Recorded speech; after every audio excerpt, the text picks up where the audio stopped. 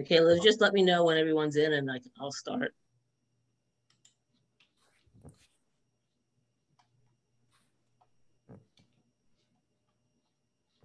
So how do I minimize my screen now so I can see the rest of the stuff? Like, so I can open the PowerPoint. Well, you'll share it after I stop sharing, then you'll be able to share your screen. Okay. So, all right. Right now you probably see mine. I do. Yeah. Okay, are we ready to go, Liz? Everyone in through our virtual door? Whoops. I'm sure more people will come in, but why don't you go ahead and start? We can give the people this opportunity to get settled and stuff. So, okay. Well, I want to welcome everybody to our session this evening on MS4 Permits, which stands for Municipal Separate Storm Sewer System Permits, which is your 4 S's. I'm Randy Rothmel, one of the South Jersey project directors, and I, along with Liz Ritter, our deputy director, will be moderating today's session. And you have to excuse me, my dog is putting her head in my lap and making it difficult for me to bring her my tree. General municipal MS4 permits are required under the New Jersey Municipal Stormwater Regulation Program. Municipalities must implement basic requirements to be authorized to discharge stormwater from their separate storm sewer systems. In today's webinar, our speaker will navigate us through the MS4 permitting process and what is required by municipalities under this program. But before we begin, I just have a few housekeeping items to go over. The session is being recorded, and you will receive a link to the recording once it is posted on our ANJAC YouTube channel, ANJAC Views. The session is being presented in a webinar format, so even though we cannot see each other, we do want to hear from you. So please type your questions into the Q&A box, which you should be able to find at the bottom of your screen by hovering your mouse over the bottom of the screen. And if there's questions that Liz and I can answer directly, we'll do that online. Otherwise, we will present these questions to our speaker at the end during our Q&A session. But first, we do want to know who do we have with us this evening. So Liz is going to do a couple of polls for us. The first question is simply, who are you? What's your affiliation? Environmental commissioner or your planning board member? I believe you can answer more than one of these pots. If not, then pick the one that fits best for you. And we have about 70% participants. Getting close. Got 80% of people, 90. We're almost done there. All right, we got about 95% everybody participated in this. So if you want to share that results, Liz, for everyone. It's up there now. Oh, it is up there. Sorry, it's not showing up on my screen, which is why it's difficult. So, anyways, most people seem to be environmental commissioners, but we have some other people here, and we do have some board members. So that would be good. So that's really good information to know. Our next question, if you want to pull up that poll, the second poll, Liz. I don't know if you have it up. Oh, there we go. Okay, so this basically is fill in your blank. What is your municipality? Is it considered to be urban, suburban, or rural? We're going through this. And almost done.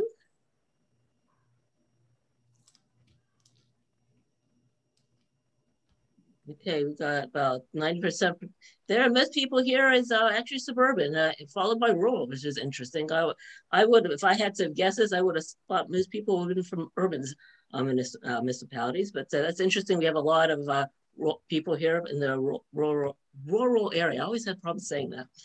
All right, so next set of questions we actually have is just to see how much you actually know about your own local MS4 permits. The first poll question is which MS4 permit does your municipality hold? Is it, do you have a tier A, a tier B, or do you just simply don't know which one you have? This will be good information for Stephen to have when she starts his presentations. So it looks like a lot of people don't know what kind of MS4 permit they have. 43% do not know, and that's followed by the tier A, permit at 35 and some tier B. So you have a mix of people here in the audience for you, Stephen, this evening. And then our fourth question, and bring that up, Liz, is, do you know if your municipality is actually in compliance with your MS4 permit? And this doesn't surprise me.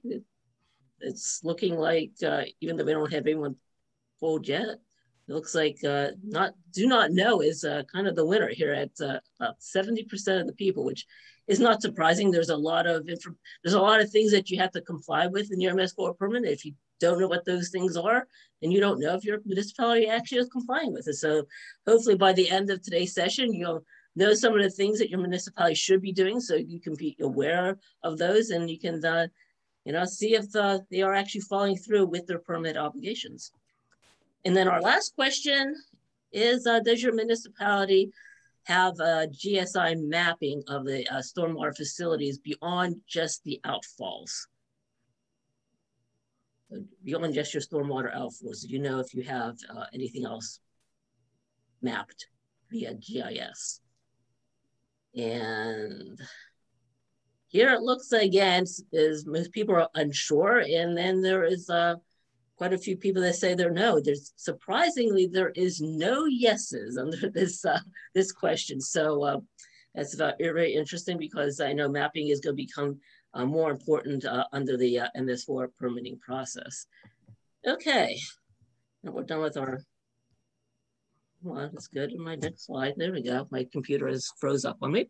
Okay, so our speaker tonight is this webinar is Mr. Stephen Boyer.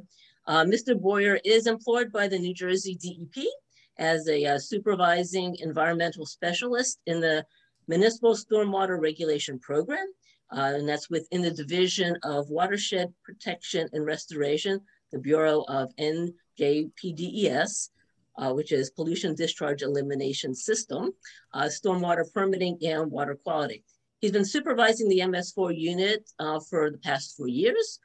And Stephen has worked at the DEP since 1993, both in the Division of Solid and Hazardous Waste and the Division of Water Quality.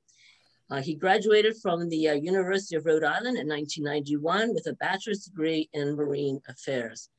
This webinar is being sponsored by ANJAC and the South Jersey Land and Water Trust as part of a National Fish and Wildlife Foundation grant in support of the Delaware River Watershed Initiative in the Corkwood-Cohansey cluster. I have included a couple of websites on this slide so that people can look at their leisure if they're interested in what the collaborative work of the DRWI is in general, and specifically in the South Jersey Corkwood-Cohansey watershed.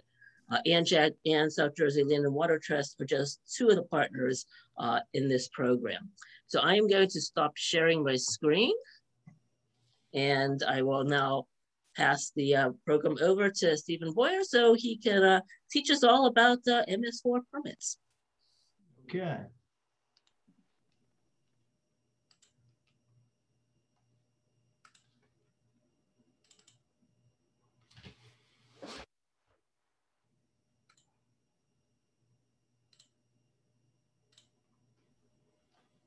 Can everybody see that first slide?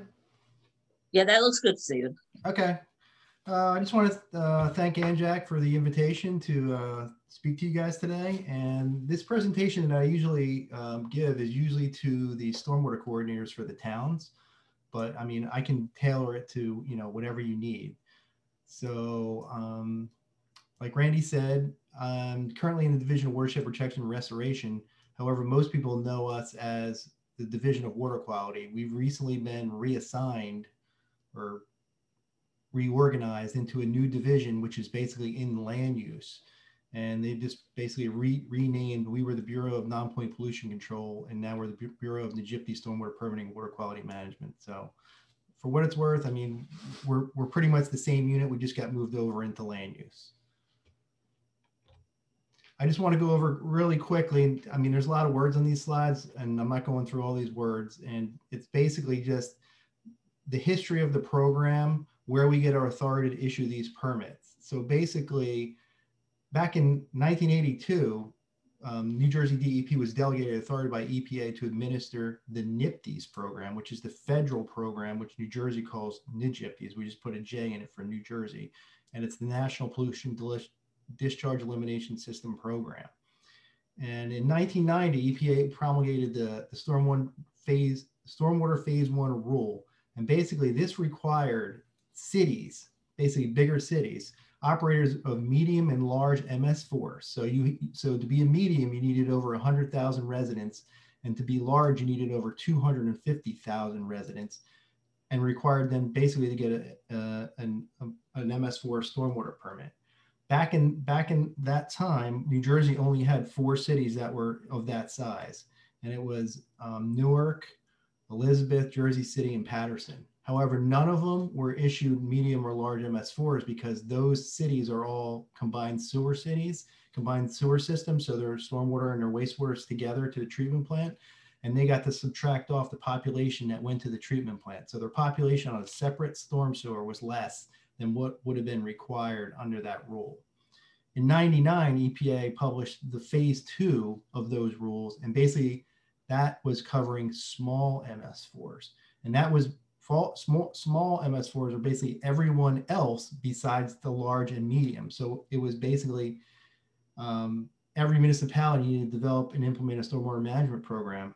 And what they wanted you to achieve was reducing your discharge of pollutants to the maximum extent practicable.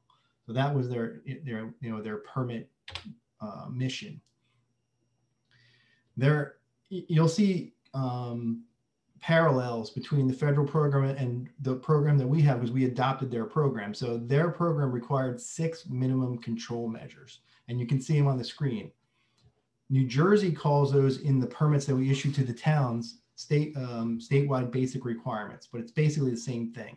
And you'll see when I go through the slides, we have a section in the permit for each of these minimum control measures, or SBRs. The phase 2 program that EPA came up with, unlike the phase 1 program, was designed to accommodate a general permit, where the phase 1 was like an individual permit. So an individual permit is exactly like what it sounds. We issue a permit to a facility or a town, and it's individually tailored for their specific conditions. A general permit is a permit that the state issues to itself with all the same requirements, and then we issue authorizations under that permit to the authorized users of that permit. So when we came up with the MS4 program, it's 100% a general permitting program. So, and all of our MS4s currently in the state of New Jersey are small MS4s.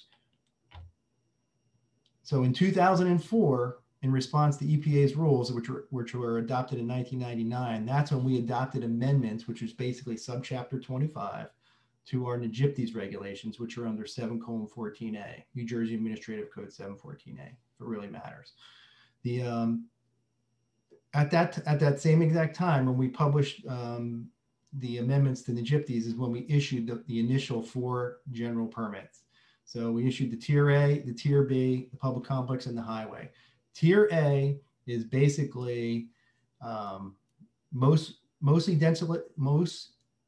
densely populated and along the coast, because there's a requirement in there that basically, not dependent on your size, but if you discharge the salt waters of Monmouth Ocean, Cape May, or Atlantic, you're going to require a Tier A permit. Tier B permits are mostly in rural parts of the state, and you'll see by one of the maps that most of the Tier B municipalities wind up in the Northwest, the Southwest, and the Pine Barrens.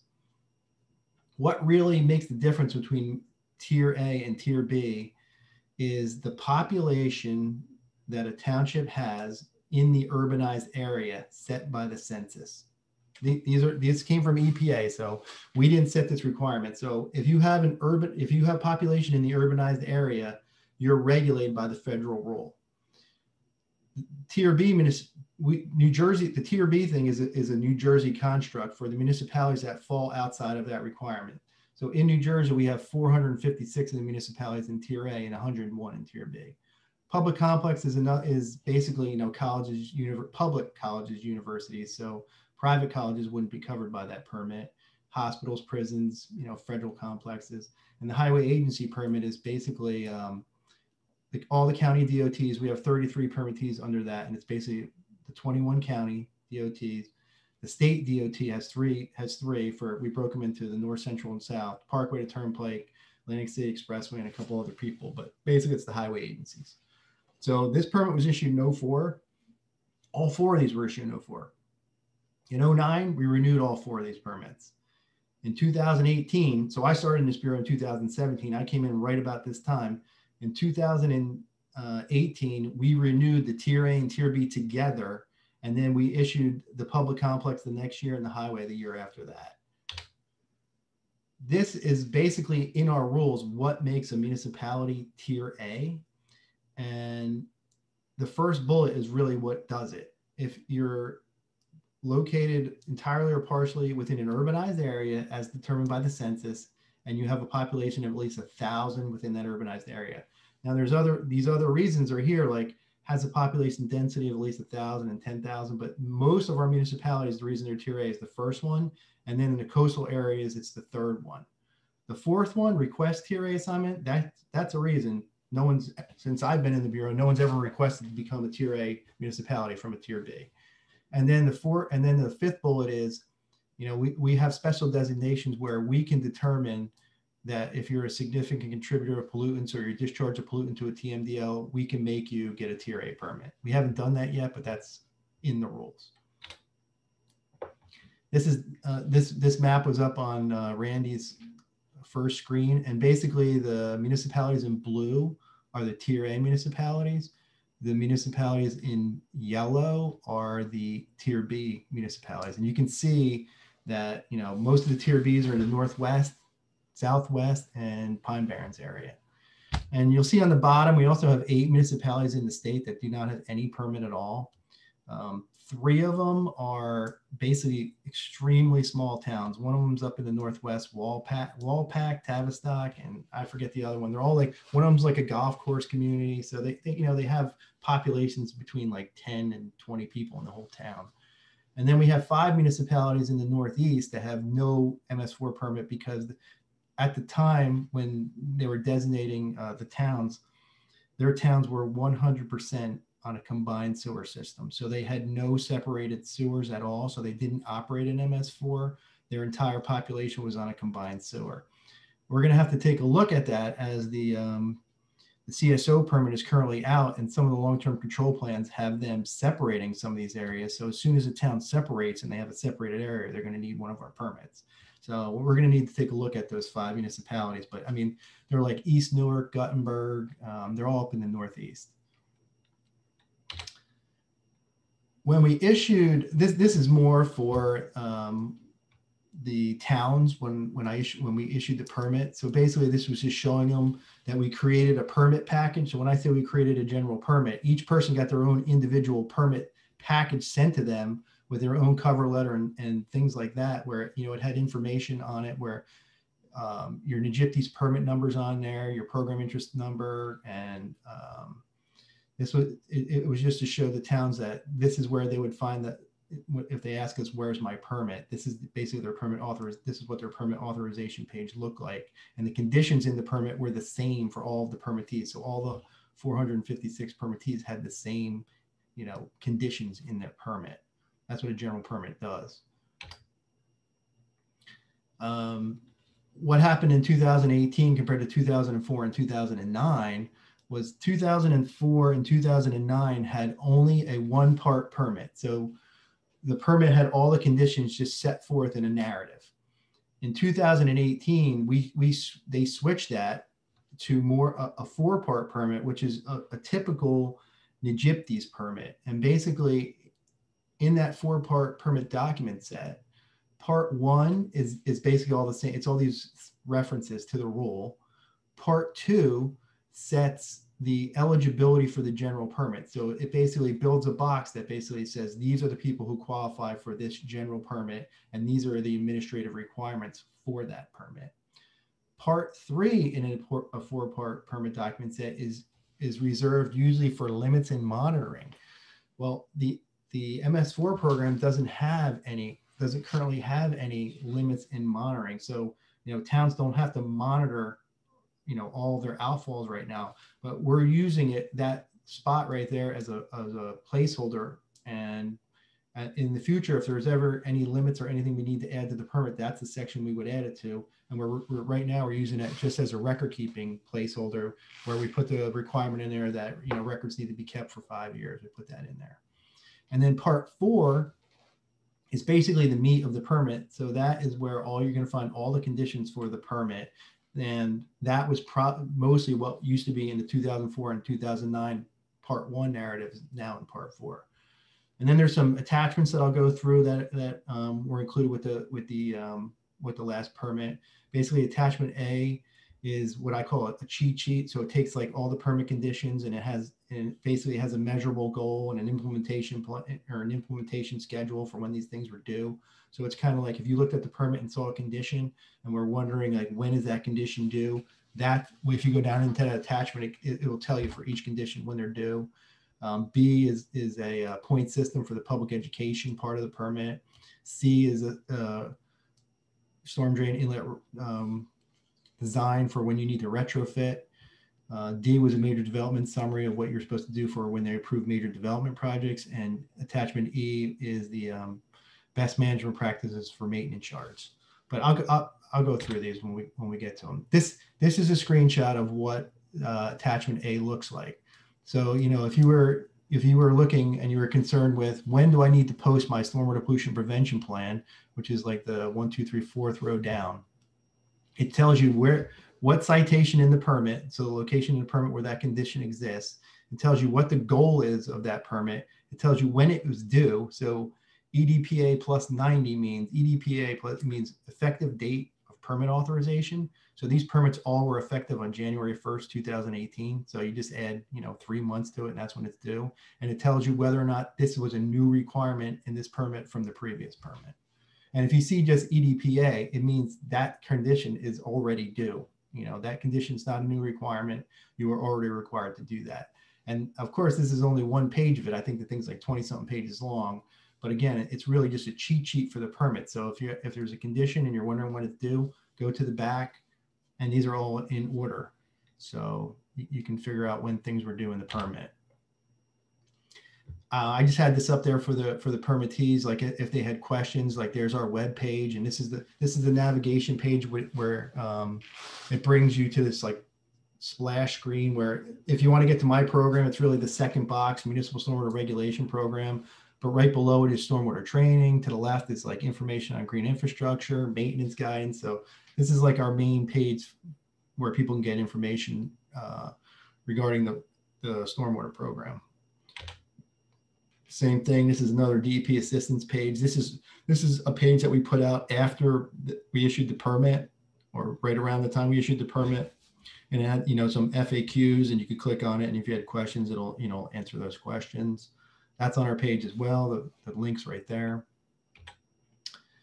Now I'm getting this is kind of like the beginning of the permit. This condition actually exists in the back of the current permit. However, when I renew this permit, like I did the highway permit, I will move this to the front. So one of the requirements under the permit is for all the permittees to develop, update, implement, and maintain a written stormwater pollution prevention plan. And it has all these, it has who is supposed to be the stormwater coordinator, who's supposed to be the team members. What the stormwater pollution prevention plan is it's basically how the town is going to comply with the conditions of the permit. So, it's like their game plan. This is a document that's supposed to be updated on an annual basis or an as needed basis, and if there's a condition in the permit, this is going to detail how the town is going to comply with that permit condition. We required that the stormwater pollution prevention plans for each town be posted on their website, 3 months after the permit was issued. Some towns still don't have them posted. So we created, to make it easier on the towns, we created a template that kind of goes through the permit conditions, and they can kind of fill in the blanks. And I can tell the towns that do a better job of creating the stormwater pollution prevention plan by what is written in the plan. So if I see they're going to comply with the plan based on the permit, they copy like the permit condition out of the permit and post that in their plan and basically say that's how they're going to comply. I mean, maybe they are, but the towns that actually put it into their own words and tell me in their plan how they're planning on complying with that permit condition, I can tell that town is actually doing that work because they changed those words to be exactly what they're doing. The stormwater pollution prevention plan also is supposed to identify when a town is using a shared service. So they're relying on another entity, whether it be another town, whether it be the county, whether it be whoever, the state, to help them comply with one of their permit conditions. The only caveat to doing that is if you rely on another town or a county, and even if it's in writing, and to comply with it, like let's say it's street sweeping and they're doing the street sweeping for you, but for whatever reason they don't do the street sweeping, if they fail to comply with the permit, the permittee is ultimately responsible for actually that permit condition. So shared services are great. I love it when the towns do shared services. And the only thing I have to warn people about is you're going to be ultimately responsible, even if the person in writing says they're going to do it for you and they don't do it. But again, I look at the stormwater pollution prevention plan, I can read through it and I can tell just by reading through that plan whether or not I think the town has a good grasp of what's required in the stormwater program, whether or not they have a robust stormwater program, and you know, if I think they're, you know, doing a good job complying with the permit. The first minimum control measure, or SBR, that you're going to hit in the permit is basically public involvement, participation, and public notice. And it's basically just, you know, open public record, open meetings, you know, sharing documents that people are requesting, public documents, posting your stormwater pollution prevention plan on the web, posting the permit requires the town to adopt community-wide ordinances, post those on the web. So it's basically just a public noticing kind of requirement in the permit. And I'm going to try and give you like what I think will change in the renewal permit. Like we're just starting that process now. Nothing's written in stone, but I can tell you one of the things I'm already thinking about is we're requiring towns to post a lot of things on the web, and they do. And but they post it in all places that sometimes are extremely difficult to find.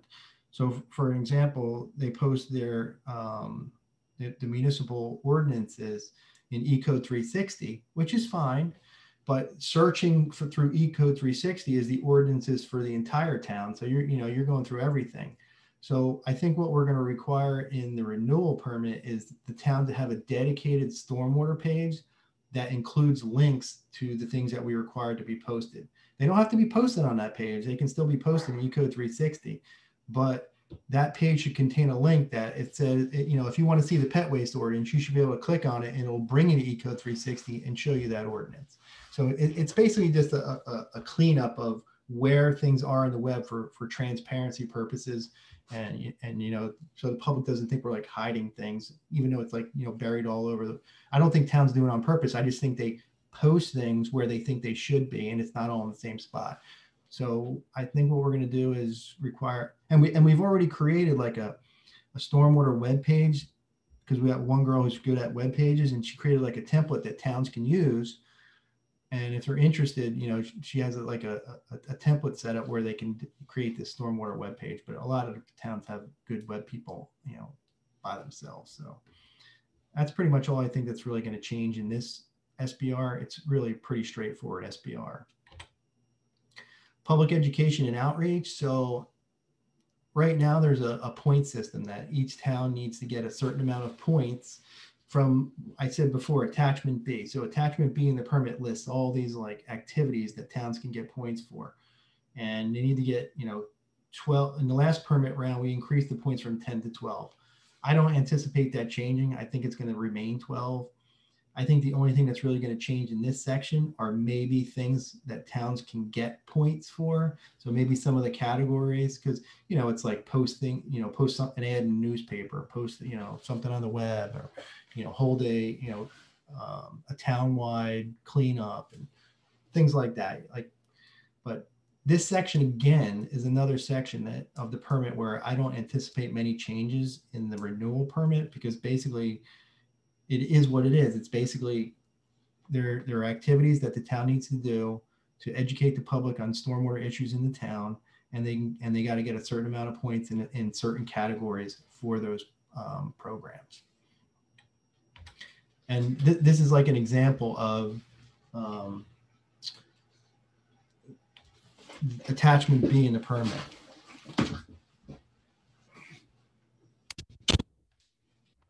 Sorry, one of my dogs just broke in.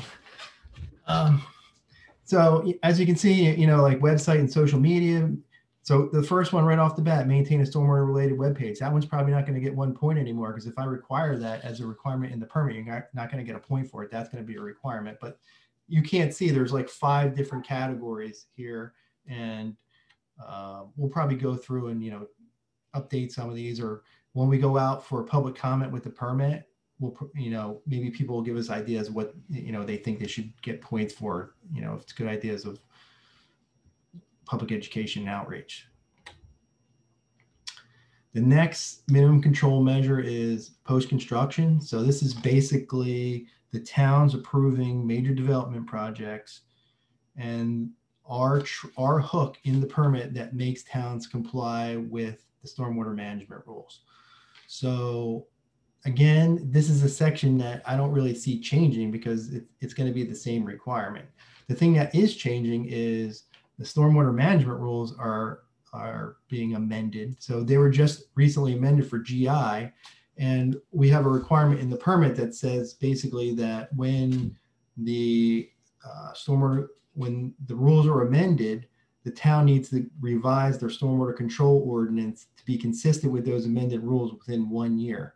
So that's what happened. Basically in March 2nd of 20, those rules were amended. We notified the towns that they had a year to revise their stormwater control ordinance to be in compliance with that rule. So they were supposed to have their SCO amended by March of 2021. The problem is, so most towns, you know, we have on our web, we have a model SCO that matches the changes to the rule. Some towns copy it, some towns make their own. But, you know, they go out for 1 reading, they go out for their 2nd reading, and they adopt the SCO. But what the stormwater management rules require is that that change has to be sent to the county review agency for approval. So some towns are missing that. So they adopt it, but they never send it to the county. So let's say they do send it to the county. So they send it to the county. The county has 60 days to approve it, deny it, or conditionally approve it. So basically approve it, it's automatically good. They conditionally approve it. Basically, usually that's just some minor wording changes. So they conditionally approve it. They tell them what they need to change. They change the words. They go back and adopt those wording changes, and it automatically becomes effective. And I don't really see many counties denying the SCO. Now, if the county fails to act on it within 60 days, whatever they sent them becomes automatically approved. So we've been tracking basically by the county planning agencies, how many of the towns that they've been approving these revised stormwater control ordinances.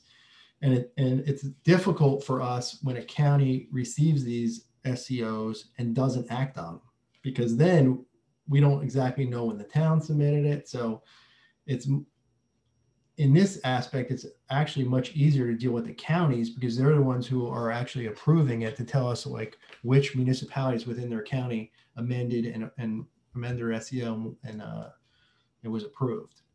And so I'd say this affects both Tier A and Tier B municipalities. So that's another thing that I failed to bring up. Most of these things I'm talking about are Tier A, but the Tier B permit has 2 parts to it that are the same as Tier A, really the only 2 parts. And it was public education and outreach. So Tier B has that same exact section with a different point system, but pretty much the same. And this post-construction section. So those are the 2 parts of the Tier B permit that are the same as Tier A. The rest of Tier A is additional to the Tier B permit. There are a few maintenance things that we threw into the Tier B permit in a different section, but for the most part, those are the two sections. Now, again, I don't really see many things changing in the renewal of the Tier A or Tier B permit for this section, because basically this section really points to the stormwater management rules, compliance with the stormwater management rules. And you're going to see like assistance, like we're always updating the BMP manual and training videos and things like that. So, and engineer training, I'll get into that in a little bit. What the permit required was that planning board members that review stormwater management designs have to take this 2-day class that we put on for the stormwater management rule, and basically they have to get a certification. So it's just because the towns are the review agency, we're trying to make sure that the towns are actually trained. This is one of the things that we've added to the annual report. Basically, it's in the supplemental questionnaire, and basically it asks the towns, you know, in the past calendar year, in your annual report, which projects did you approve? Where were they located? Did it have a 5G3? You know, what was the 5G3 permit number? The 5G3 is the construction stormwater general permit issued by the industrial stormwater group for construction projects. Was land use required? The reason why we asked that is because when we review a project, a lot of the times if a land use permit was required, our land use group will actually do a stormwater management review in addition to the town. And then we ask for, total area of disturbance, and did you create a quarter acre of new impervious, and did the town grant any variances? Most towns say no to that, so we don't know. And then who in the town was the reviewer of that design? So this is one of the things that we added to the annual report, just to see what projects were being approved in the towns and who was approving those projects or reviewing those projects, because that design reviewer, whoever they put there, should be on the list of people that we issued a certification to. Again, this is more for like the towns who, the planning board engineer or something like that. So this is more information that they can find on our web about the BMP manual and BMP updates. And this is just an example of one of the pages. Again, more training videos, all related to stormwater, major development projects and stormwater management design. Okay, this minimum control measure, the next SBR, is really SBR number 5 of the permit. And this is the section that will, one of the sections that will most likely have some enhancements in the next round of the renewal of the permit. So this section requires the town to adopt, I think, 8 community-wide ordinances. So, pet waste, wildlife feeding, litter control, proper disposal of waste. So those ordinances have been required. None of them are new. So they've been required since the permit was issued in 2004. So all the towns should have these ordinances in place already. We have model ordinances on our web, which I give the people an example ordinance for. And really the only one that people have really been amending recently is the stormwater control ordinance, because that's the one that deals with the stormwater management rules that have been amended. So they need to amend that one. But the rest of them are ones they should already have in place. And, one of the things we did in the last permit was just have them post those on the web. And now we just want them in a centralized location so people can find them. Good housekeeping. So in that last section, probably I don't see many changes in the renewal permit. In this section, so community-wide measures, street sweeping. This is probably one of the areas where we're going to increase the requirement in the renewal permit. The current permit requires streets to be swept that are less than 35 miles per hour, predominantly commercial, curbed with inlets. So we didn't even define what predominantly commercial is, but it's obviously not residential. So, all residential streets in a municipality are not required under the current permit to be swept.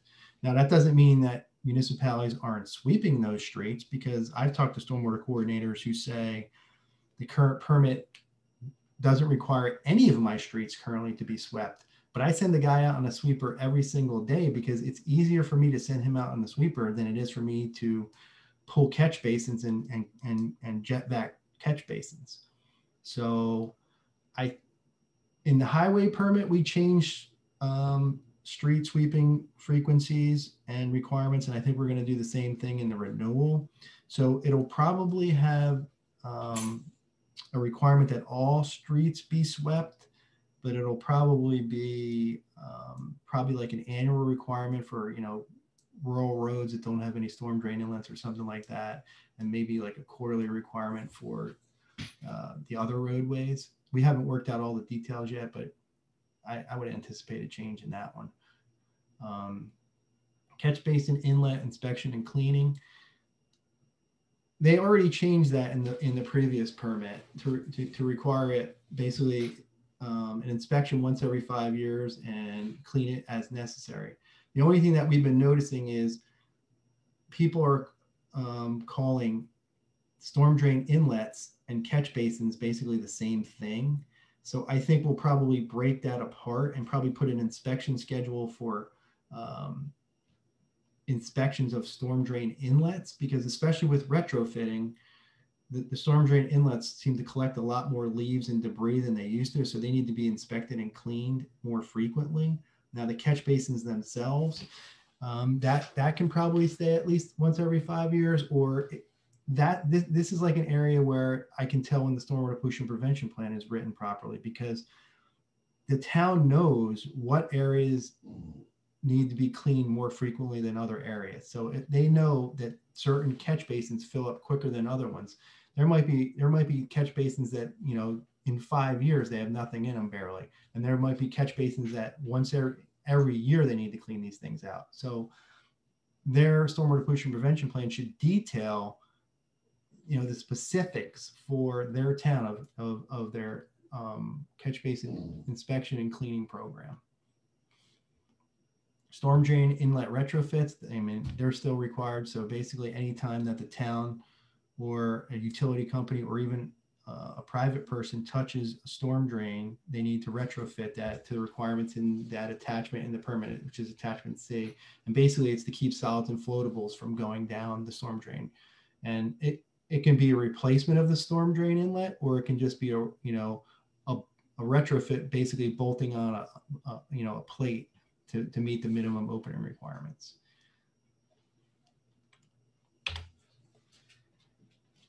Municipal maintenance yards. We're still in pollution prevention and good housekeeping.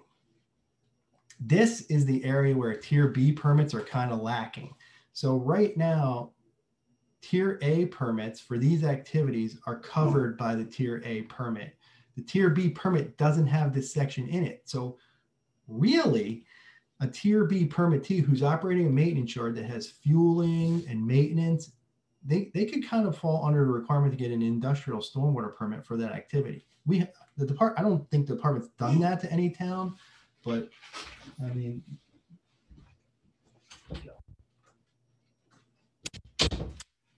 sorry, dog again. But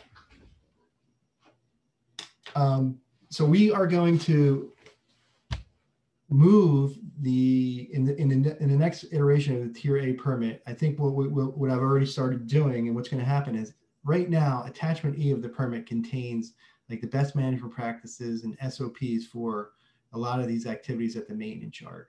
I think we're going to get rid of attachment E and just move these requirements into the permit as permit conditions of how these materials should be stored.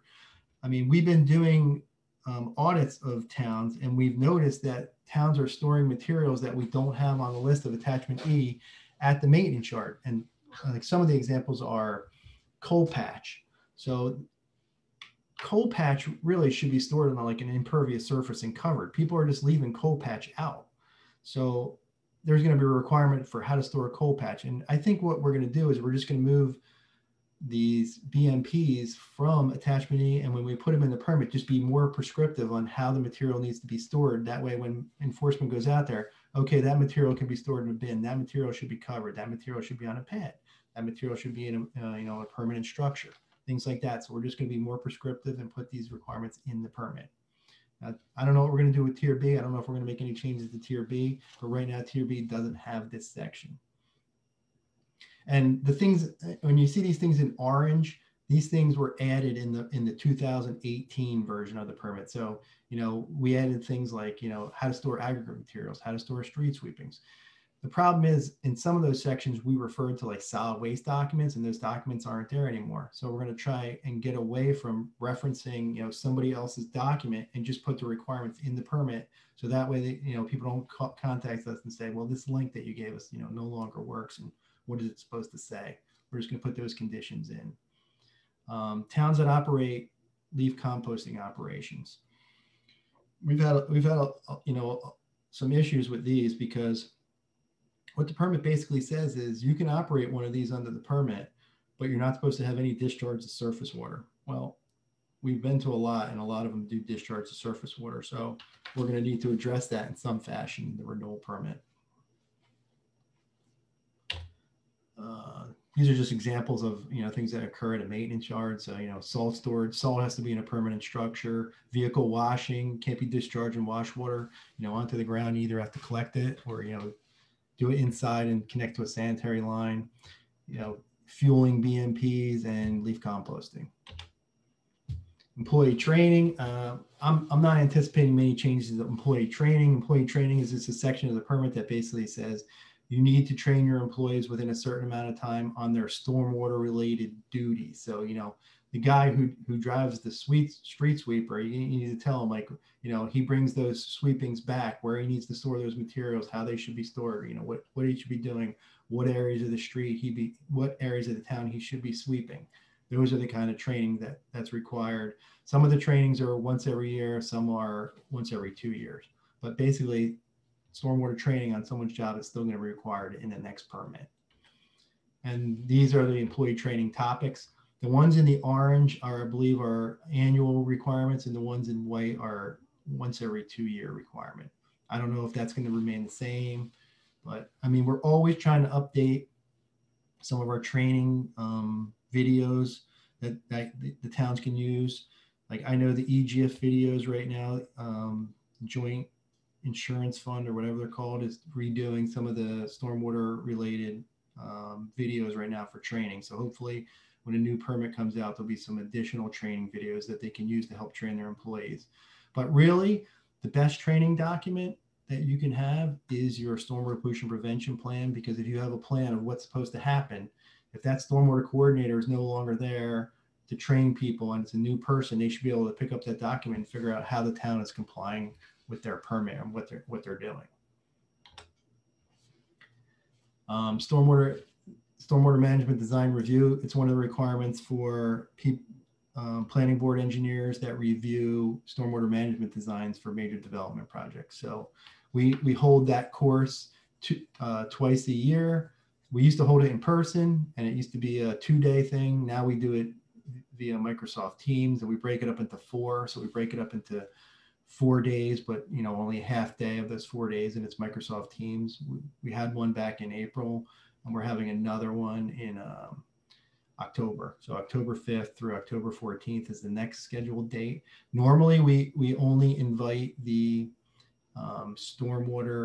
the planning board engineers, but one of the things that has been coming up is they want us to start training the stormwater designers, because the reviewers are basically saying to us, why don't you train the designers, because we're getting bad designs and we have to go back and forth with these people. So we've reached out, because we've trained most of the planning board engineers, and as long as they have their certification for 5 years, they're good. So now we're opening this up basically to designers as well as reviewers. And I don't really anticipate many things changing in the renewal permit, except we're going to probably require a refresher course for when we amend the stormwater management rules. Because if we amend the stormwater, if you just took the year before and you're good for 5 years, and we amend the rules, well, now you have 4 more years under the old requirements. So we're going to it's probably going to be like a 2-hour refresher course, or, you know, half-day course regarding amendments to the rules. So even if you have your 5-year certification, that's good. You're probably going to have to come back for a refresher course within probably the next year to, stay current. Board and council member training. This is what planning and zoning board members that review and approve major development projects. They're not the reviewers of the designs. They're just the ones that approve it. There's a video that they need to watch. It's like a 45-minute video, and it just gives a general gist on the stormwater program. And there's some other videos on there, and that's probably going to remain the same. Hopefully, maybe we'll update that video. That the Asking the Right Questions video was done for us by Rutgers, and we had a hard time trying to edit that video, but probably in the renewal, we'll probably update that video and make these.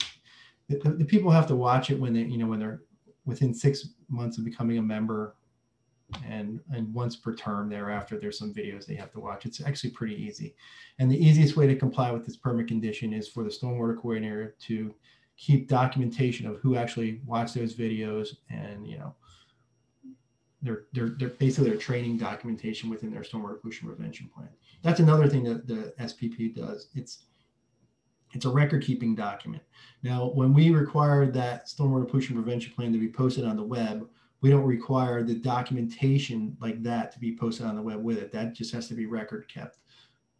But the plan needs to be posted, and those documents should be record kept in case enforcement comes out and is like, okay, who did you train? You'll be able to pull out records of, these people took the training on these dates, and this is who they were.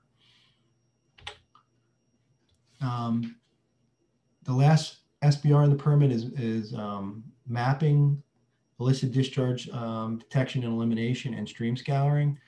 Outfall pipe mapping. So all towns should have, the 2004 permit required all towns to map their outfalls by 2009. The problem is in 2018, when we asked the towns for those maps, a lot of them didn't have them. Some of them did. So basically we required that map to be submitted within 12 months. EPA also came out with a e-reporting rule, and basically they wanted that information electronically by December 21st, 2020. So we put that in our permit. So basically that's a GIS layer of your outfalls. EPA subsequently extended that date, but we did not. We kept it because we probably have out of the Tier A permittees. So this isn't required for Tier B, so only for the Tier A permittees. So say 456 permittees, we probably have about 300, I would say, electronic maps, which were due December 21st, 2020. Now, we're not requiring the towns to go out and hire someone to, electronically map all their outfalls. We, in-house, we developed a free mapping app that uses ArcGIS. We'll even purchase the licenses for the town to use our mapping app and the ArcGIS license. And if this is kind of an example, they can use their phone, they can use tablets to take these points, and it could be free. So basically they know where their outfalls are. They can map the outfalls. They pick on what it is. They can map things beyond outfalls. They can map stormwater basins. They can map culverts. They can map, there's a bunch of different feature classes that they can map on here. The one person in our group, if anybody has any questions regarding this mapping app or they want to use it, the person at the bottom of the screen is Timothy Ebersberger. And basically you contact him. He's the one who gives out the license. He'll even come out and help a town, collect a few points, show them how to use it so they can get going. So, a town has a requirement to inspect their outfalls anyway. They put this, this mapping app on the guy's phone, and the guy goes out there and to inspect, takes a point, at that outfall, and you can get your whole, town inventoried in no time. I anticipate us, requiring additional mapping requirements in the renewal of the next permit beyond outfalls, because to have a robust stormwater program, you really need to know where your stormwater facilities are located and what you have in your town. Like just having outfalls is one thing, but I mean, you should really know the inlets to all those outfalls, where you can access them, where they go underground, all the basins that discharge to them, all the other stormwater facility infrastructure. Now, are we going to require that? I don't know, but I anticipate us moving forward with mapping, as time goes on. And some towns already have it. Some towns have a ton of mapping information already. But I mean, some towns don't even have the minimum. We have both ends of the spectrum in the state. Like I know one of the towns is Tom's River. Tom's River's mapped like pretty much everything. I mean, they're a big town, but I mean, they map conveyance, they map their outfalls, they map their basins, they've even mapped private basins. So for the future, I'm thinking right now, outfall pipe mapping is required and it's already been due. So if the town hasn't submitted it, it's overdue. But I mean, the more mapping they can do, the better. It's only, I mean, there are bills regarding asset management coming down the pike too, and it's going to require them to know what they have.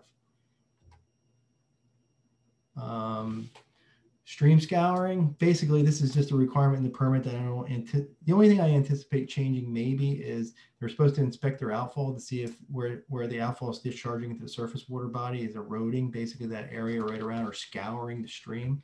And if it is, they need to, set a schedule to remediate that. Now, I think the permit right now is kind of open-ended with, remediation. Maybe we'll get like, that's one thing EPA wanted us to do is put the towns more on a schedule for when they're gonna remediate these problems. So maybe you'll see something like that in the renewal permit. And illicit discharge. So in addition to inspecting the outfalls for scouring, the towns need to go out and inspect all their outfalls during dry weather and make sure they're not discharging. And if they are, they have to determine whether or not that discharge is an illicit discharge. It could just be groundwater, but they need to go through the steps to figure out, why is this stormwater only outfall discharging when it hasn't rained in, 3 days? So is somebody illegally connected to it? I mean, one of the easiest ways is to just go back in the system and start popping manholes and see where that, that discharge is coming from.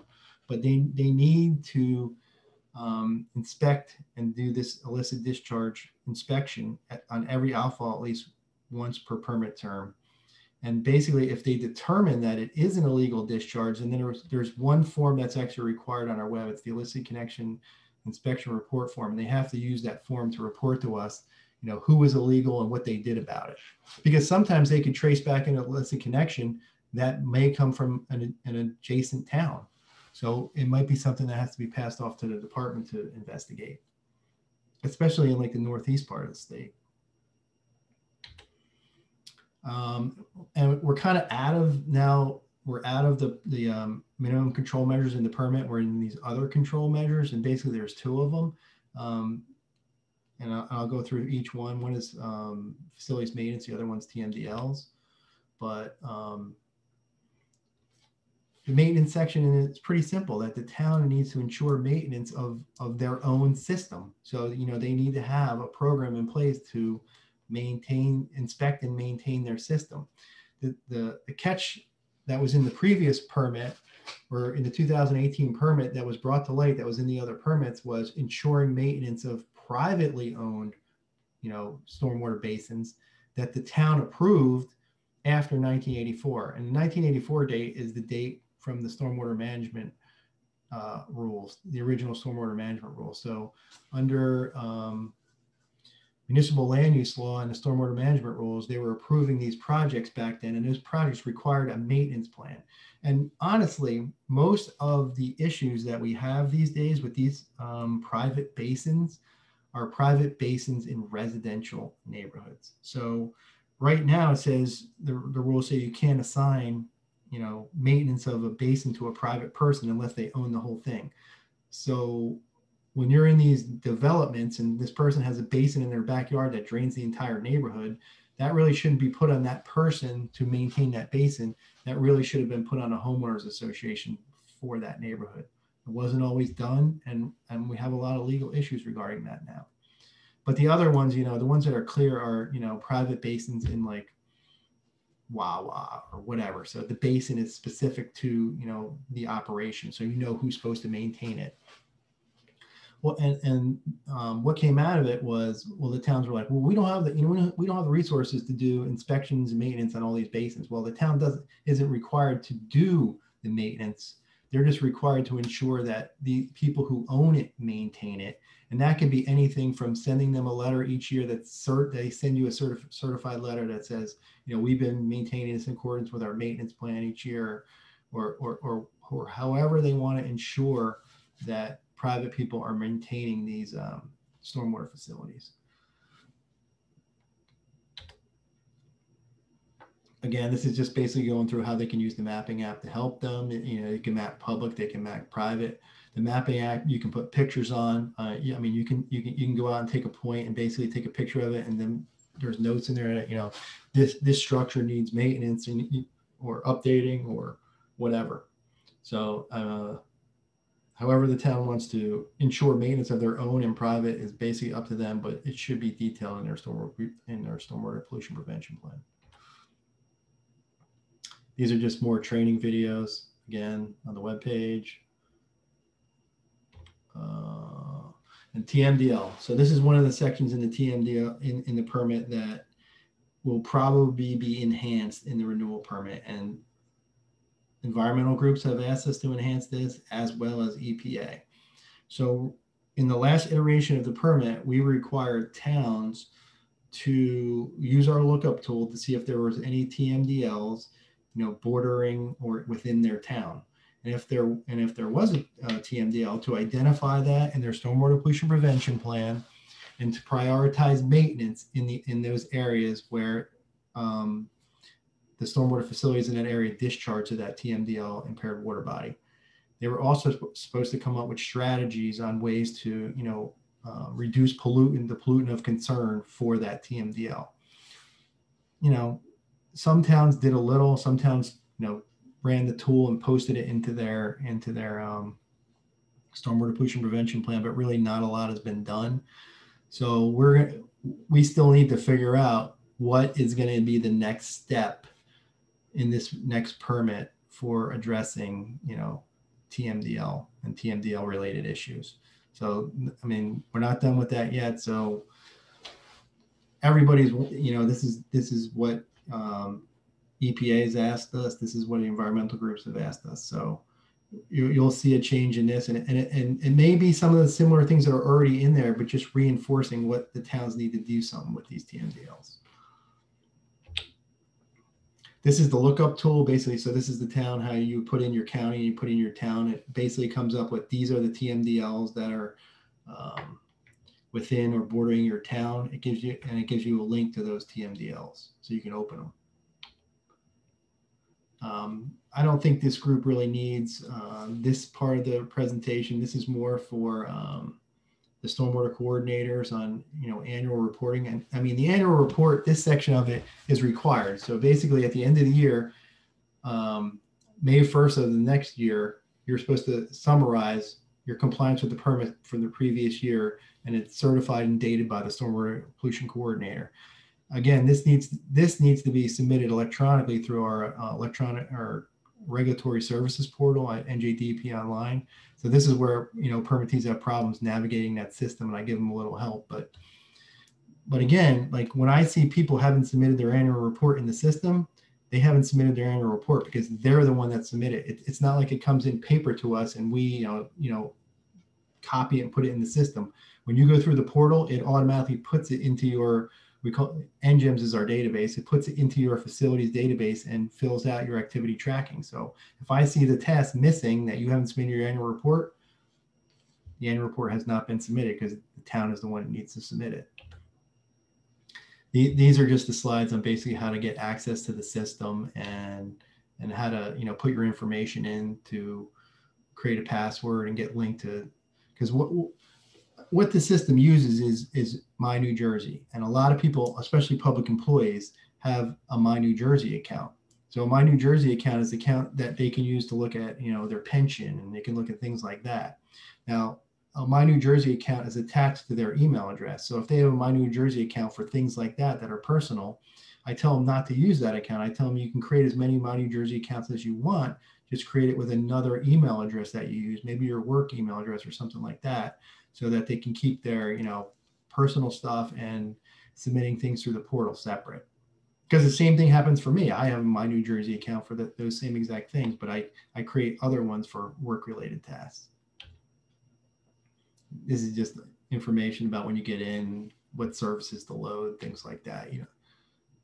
And one of the things that we've done for the permittees, which is really, really helpful, is we've always had a guidance manual that tells people how to navigate like a system, but no one ever reads those manuals. So we came up with some videos. So we actually went through on how to register, how to adding a gypsies permit to my workspace, so they can actually watch the video, watch somebody actually do it, pause the video, do whatever they want. And those videos have actually cut down on our calls a lot, because people can navigate through those videos and figure out, what they're doing wrong or what they need to do through those videos, as opposed to trying to go look through like a paper manual. And they've been really successful. So things we're doing in the future, anything we're doing like electronic, we're going to create like a YouTube video for. I threw this slide in there for the towns for funding. So if they have issues with whatever, so they need to purchase sweepers, they need to, they have stormwater infrastructure that's falling apart, they have new projects. These are things that they could get funding for through the department, the municipal finance and construction element. So again, I don't know all the funding rules. So basically, if people want, I don't know if they have grants or they have loans with whatever the 0% interest or whatever those requirements are. I always send them to that group, and the only people who can get loans or grants through this group are public entities. So private entities can't use this funding source. And I always include, so all the MS4 permits in the state are broken apart. I broke the case managers apart in my group by county. So, the person who has Ocean County has all the Tier A permits in Ocean County, all the Tier B, which there aren't many. I think Pemberton might be the only one. The highway permit and any public complex permit. So on that link would be, whatever county you're in, you can click that link and find out who your case manager in MS4 would be if you have a question.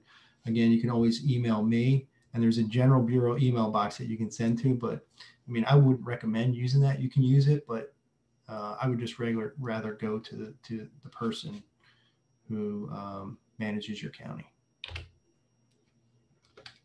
Okay, thank you so much, Stephen. If you stop sharing your screen, then there we go. And we can start taking, we do have some questions in the Q&A box, so I will go through them as they came in. Okay. Our first question is from Faith. Are the requirements for minor developments? I know you mentioned major developments in your talk, but what about regarding any minor developments, or is there going to be any changes with regard to the MS4 permits? So I think the answer to that is no. So the stormwater management rules are not in my group. So my group issues the MS4 permits to the town that says you have to comply with the stormwater management rules. The stormwater management rules are handled by in a different bureau, the Bureau of Stormwater Management, and they set the rules. And the trigger for those rules are major development. So minor development is all done at the township level. So if they want to set rules for minor development, they're done at the local level and not at the stormwater management rule level. So, but if the rules change at the stormwater management rules, then then come down to the MS4 permits at that point. Is that well? The stormwater management rules right now, the trigger for those is major development. Yeah, so right. So there's a definition for major development. Disturbance of 1 acre, and then the new rules put in motor vehicle surface and really 1/4 acre of new impervious. So if you're below those thresholds, the town can make their stormwater control ordinance can be more restrictive than that, but that would be set by the town and not by the rules. And I don't anticipate that the stormwater management rules are going to trigger for minor development. That would be the town. Okay. All right. Then our next question from Dan is, can non-planning board members or like ECs also attend your stormwater management system review trainings? Yes.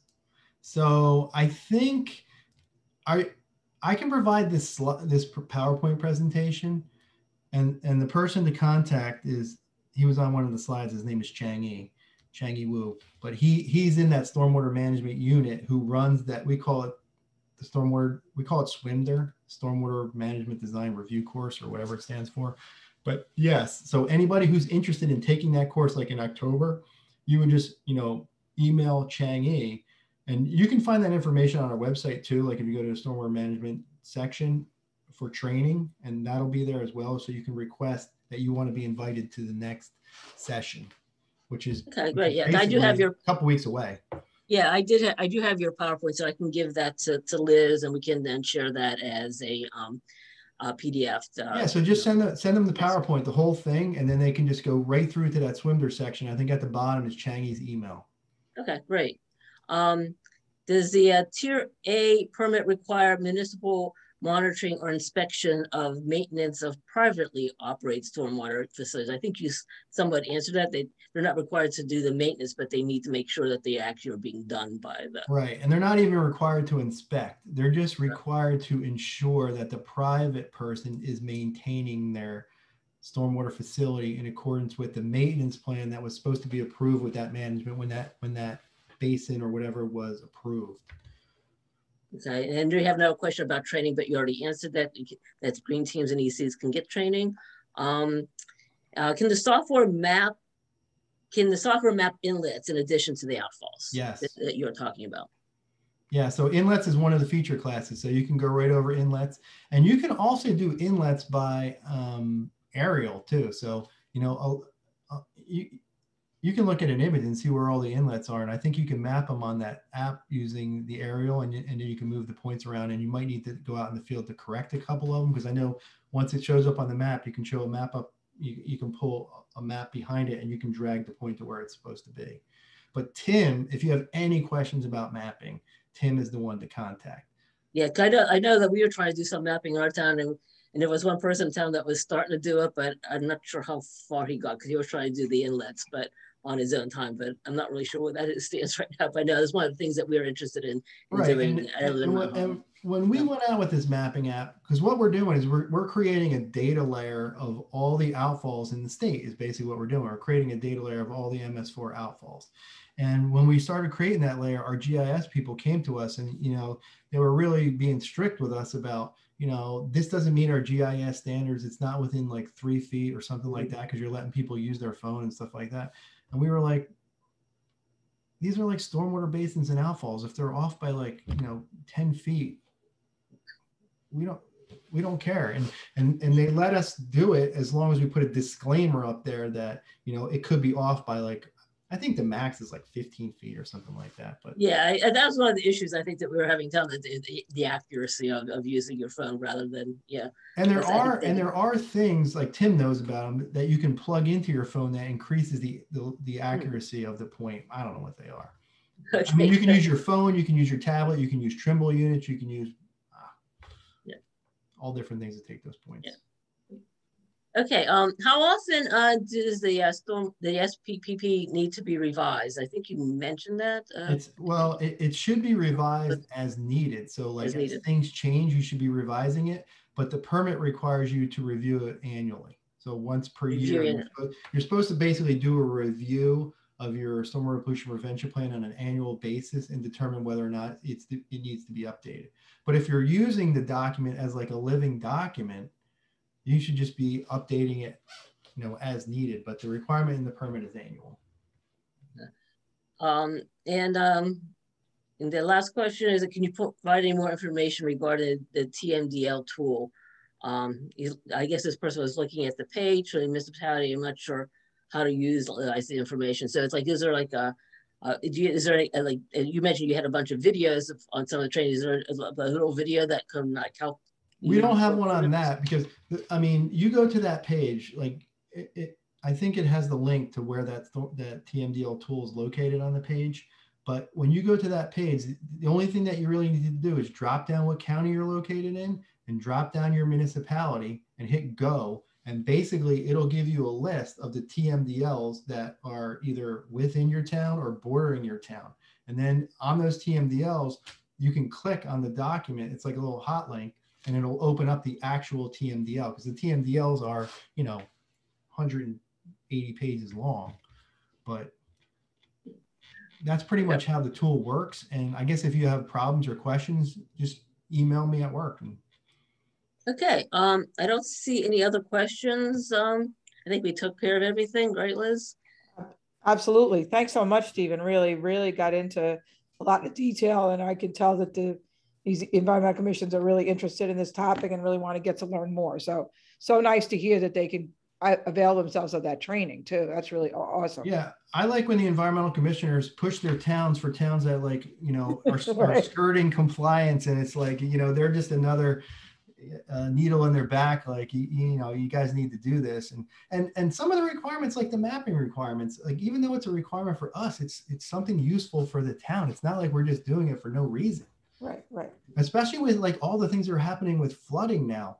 Like, we have towns that have mapped their system where we know what they're conveying. We know the direction of flow. We know what size pipe, you know, we know what turns that pipe makes. So, you know, it's all good information for the future to make future planning decisions. Yeah, absolutely. Yeah, it's important to know what where your infrastructure is and what it, you know, and everything else. And if you want, you know, to have it mapped, to be able to go in and improve it, you know, well, it's really useful. And we have towns that, like, you know, you'll go out and there'll be an outfall discharging, but they don't know is that a municipal outfall? I mean, we're running into this anyway, and I don't blame the towns for this. There's outfalls that are shared. So there's outfalls that the county and the town or the state all discharge into. So it's like, whose is it? Is it the towns? Is it the counties? Is it the states? So we're running into that kind of, or is it a private one? But I mean, usually it's between, you know, a county and state.